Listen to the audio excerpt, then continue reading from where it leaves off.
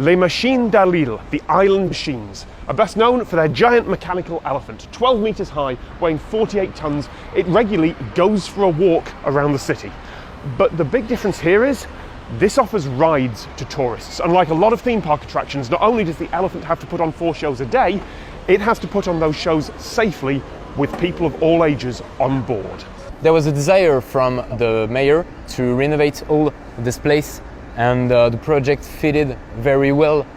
The elephant was constructed at first in 2004. From 2004 to 2007, about 30 months of construction. All the machines that have been made for the project of Les Machines de l'Île use wood, stainless steel and leather, mainly d'Estuary. We use plastic on some parts, but very few because we don't want to use plastic as much as we can. We have an hybrid motorization that will power the elephant through the 2 back wheels. For the legs of the elephant, many people think that they are making him walk, but if they touch the ground, they do not push him forward.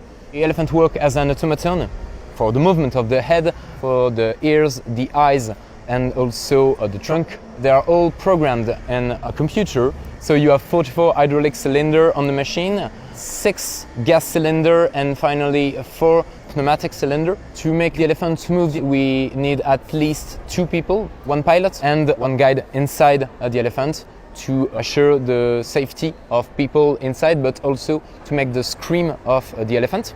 We may have about 200-300 people around the elephant moving with him during his walk. But we always keep a security perimeter of about 5 meter distance between the front wheel and the crowd.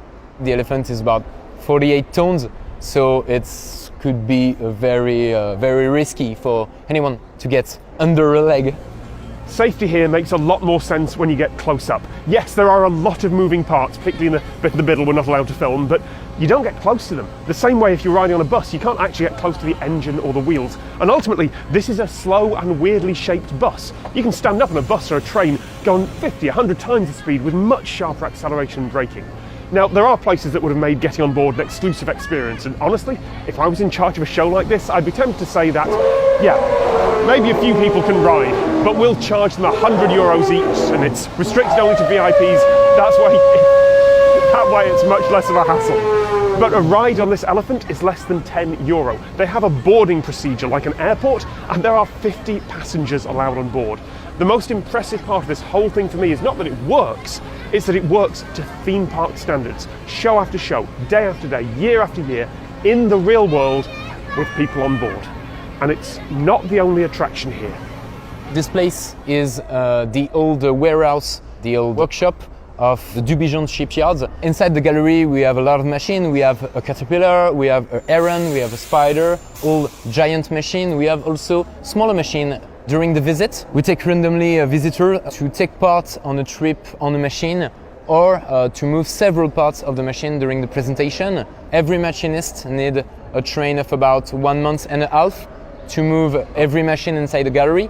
The most difficult to move is the spider because it works as an excavator. It's very complicated as you move 2 diggers at the same time. After the spider, the other most complicated machine should be the little heron. Little is an euphemism because it's about 7.5 meter of wingspan and about 3 meter high. We have a lot of parts to move, especially the wings. The Seaworld Carousel is a carousel of about 25 meter high. Inside you find 36 machines where you can go inside and take a turn. The machines are inspired of fantastic worlds or real sea fish. A lot of workshops and art projects like this can struggle to pay the rent. Charging people for rides and admission is a great way to make big art like this sustainable. Between the elephant, the gallery and the carousel, this is basically a small theme park now. But more than that, it's affected the reputation of the whole town. Some of the funding for building that elephant and all of this came from local government as part of a deliberate attempt to change the city's image and make it somewhere more appealing to tourists. The question, why would you want to visit Nantes, now has an answer.